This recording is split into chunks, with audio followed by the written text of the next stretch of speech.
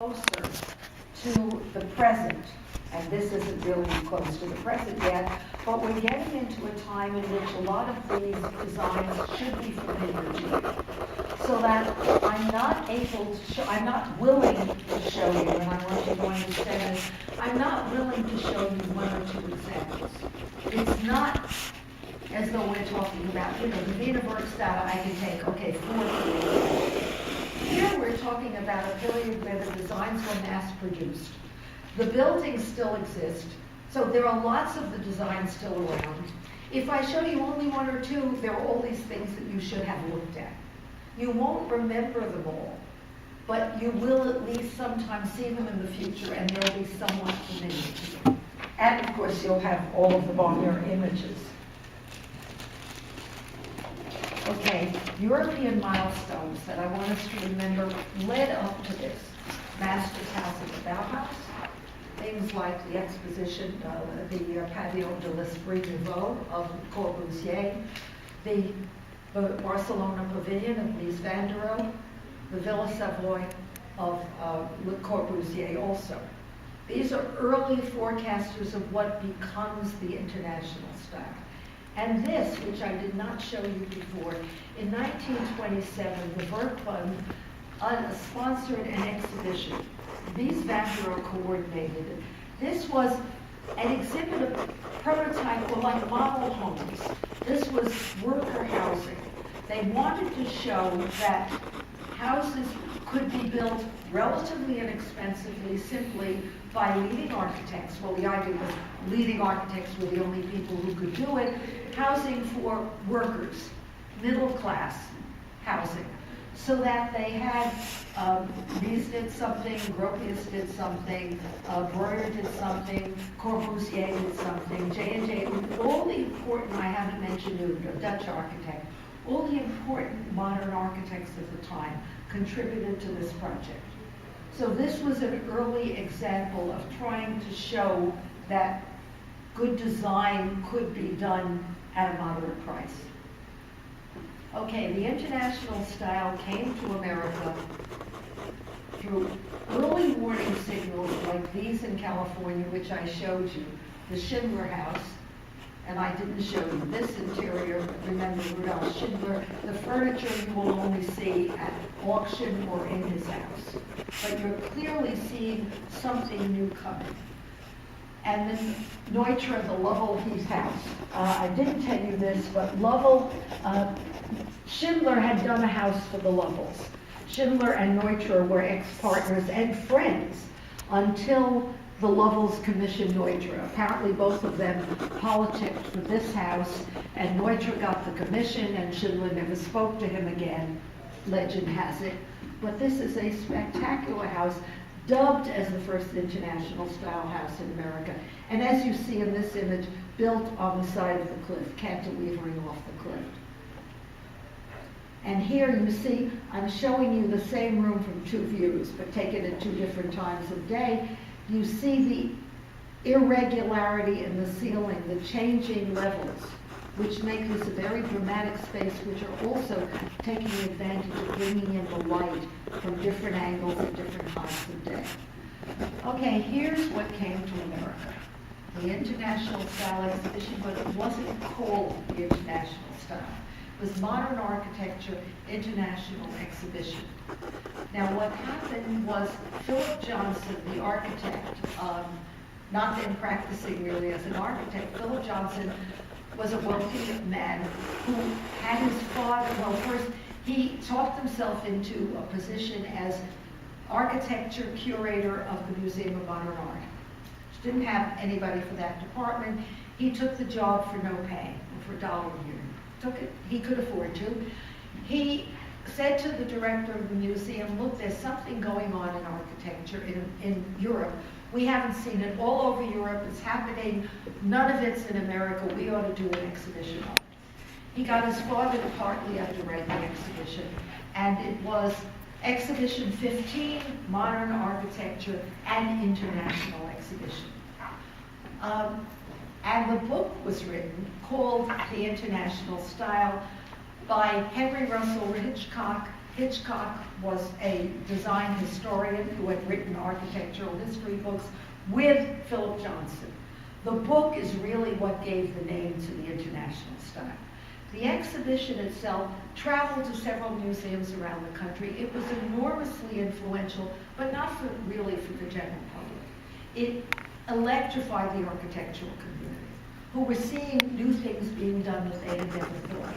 The general public comes in and you look at pictures of buildings, which are very stark, which are more of them office or more of them commercial buildings than residential, and a few models, but if you're not into architecture, an exhibition like this is not going to change your life, as it did the designs. But here are the principles. Now, the international style didn't start out as a style. It was a matter of, okay, reject history. We have to move on from history. Architecture as volume rather than mass. So large volumes of space for given functions assembled together.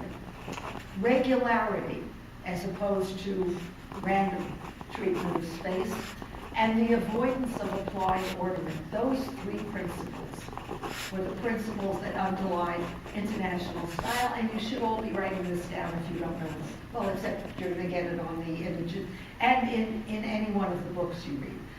The buildings that derive from these principles, which I said were not meant to be a style with rules, ended up looking like this. They were all square or rectangular. They all had horizontal windows, ended up with windows forming a grid shape. Many of them were glass wall. And they were all 90-degree angles. They were not zigzag. They were square boxes. Some of them wonderful, a lot of them copycats. And ultimately, and this is the key thing for what we'll see happened afterwards, ultimately they became very look-alike and they became boring. Even if Beaux-Arts buildings that we look at have the same ornamental motifs, they don't all look alike.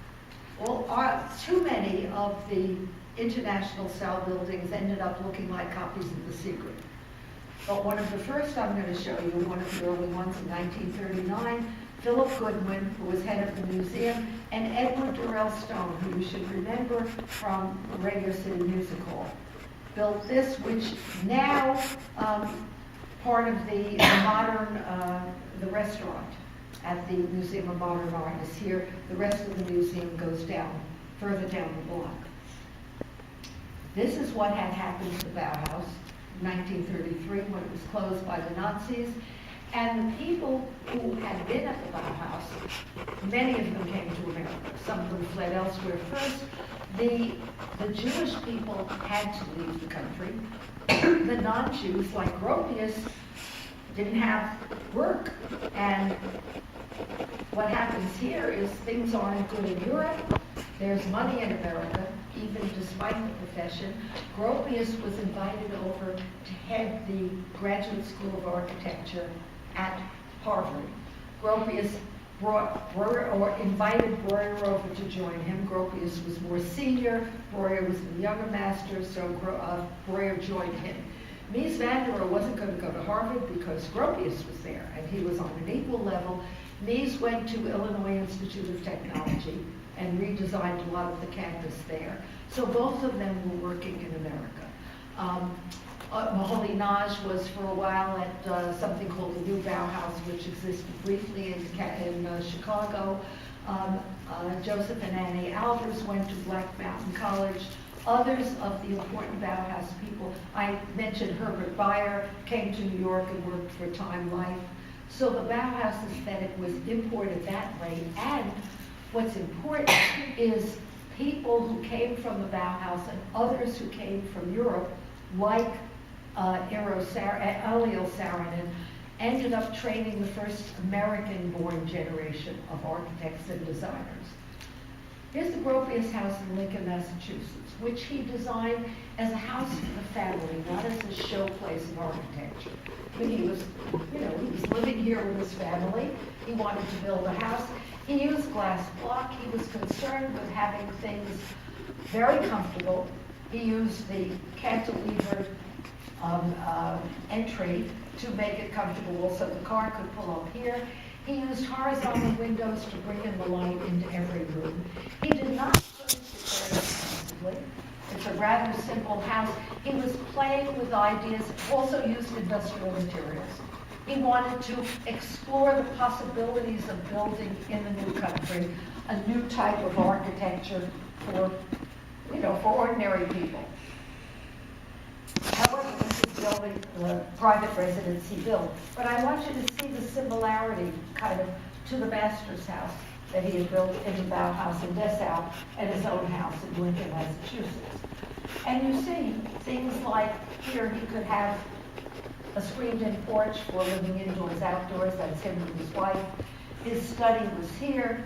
The dining room indoors here. He had lots of greenery. He had frosted glass. It's a very unpretentious house. And as I said, designed using the materials.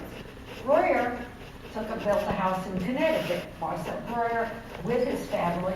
This house still stands, and I can't remember. It's open to the public, but by reservation. He was taking the principles of the Bauhaus also. He did a house in the garden for MoMA.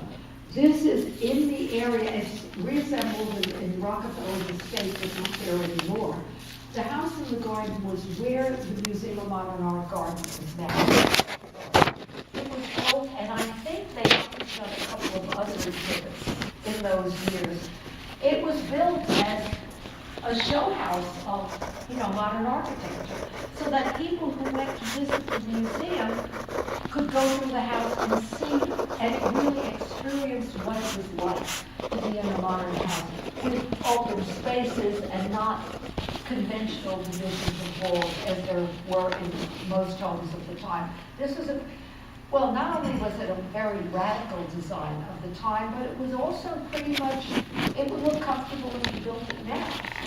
It wouldn't look terribly avant-garde, but I don't think it would look terribly dated either. At the same time, around this time, starting the 40s and the 50s, this is what was happening in the art world.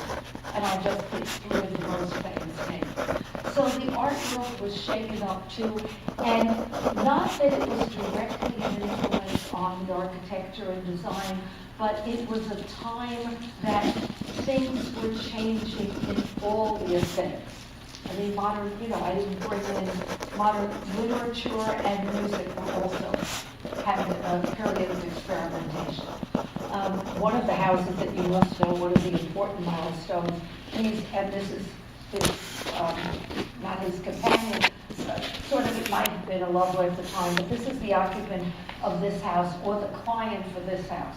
The Frostburg House in Plano, Illinois, about an hour out of Chicago, about an hour and a half out. It's now owned by the National Trust. It was sold several years ago at Sotheby's, and fortunately was bought by the trust, which means it's open to the public. So that, as opposed to being by a private owner. This was built on kind of swampy land, which is why it's raised up, so that water doesn't seep into it. And that's why the building itself is elevated, and the stairway entrance. This is obviously before restoration. It's essentially a glass rectangle. This is in the middle of nowhere. He was building it for her. I don't remember whether she was widowed or divorced. I think possibly divorced. Wealthy woman. She wanted a very modern structure, but what you have is a totally open house. What separates the areas are things like not quite to the ceiling walls of cabinets. On the other side, there's a plain rosewood wall, the fireplace is built in here. You see the Denise furniture. Here's the kitchen area, the dining room. Around there is the living room, and the other end, the sleeping area. This is not a house built for privacy. And indeed, you should be able to see the plan. All of this is open. Edith Farnsworth, once it was built, hated it. Now, she must have known what it was going to look like, I guess, until she tried to live in it. She didn't. Either you love the idea of living totally open or feeling open, or you hate it.